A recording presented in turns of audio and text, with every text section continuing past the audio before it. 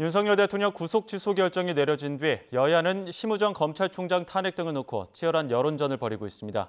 결국 대통령 탄핵 심판 선고에 미칠 영향에 촉각을 곤두세우는 모습인데 오늘은 향후 대응 방안을 논의했던 각 당 의원총회에도 관심이 쏠립니다. 국회 취재기자 연결합니다. 김철희 기자.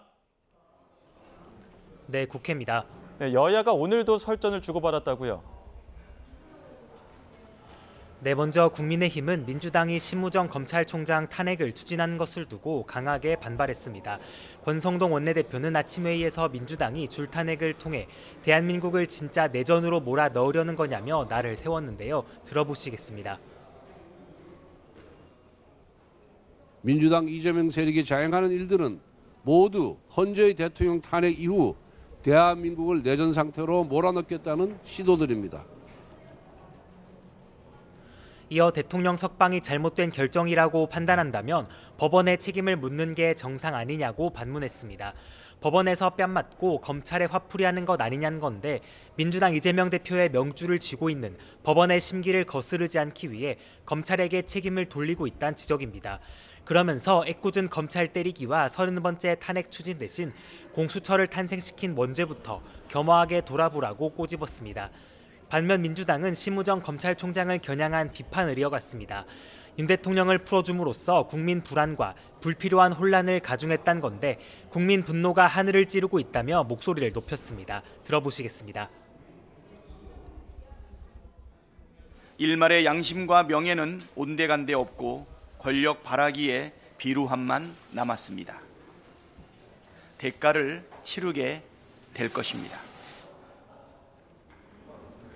다만 심 총장 탄핵을 당장 추진하는 건 아닐 거로 보이는데 어젯밤 진행된 비공개 의총에서도 탄핵 추진 문제를 논의했지만 결론을 내리진 못한 것으로 전해졌습니다.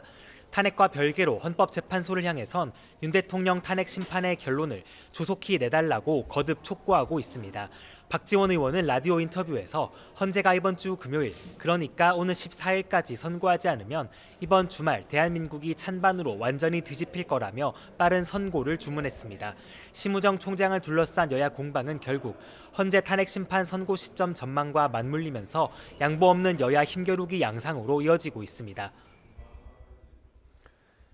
양당 모두 의원총회를 또 예고를 했었는데 탄핵 심판 관련 대응 논의하는 겁니까? 네, 민주당은 잠시 뒤인 오후 2시와 밤 9시 두 차례에 걸쳐 비상의원총회를 연다고 예고했습니다. 첫 의총은 국회에서, 밤 의총은 천막을 설치한 광화문에서 각각 개최한다는 건데 의원총회와 별개로 집회와 릴레이 발언도 이어집니다. 여론전은 통해 대통령 석방에 따른 후폭풍을 조기에 막겠다는 의도로도 풀이되는데 개별 의원들도 행동에 나서고 있습니다. 민주당 박홍배 의원 등은 국회 본청 앞 계단에서 삭발식을 진행했고 김준혁, 민영배, 박수현 의원 등은 헌법재판소 앞에서 단식에 나섭니다. 앞서 민주당 중진 사선 의원들 역시 국가적 혼란을 극복하기 위해 헌재가 신속히 윤석열 대통령 파면 결정을 내려달라고 촉구하기도 했습니다.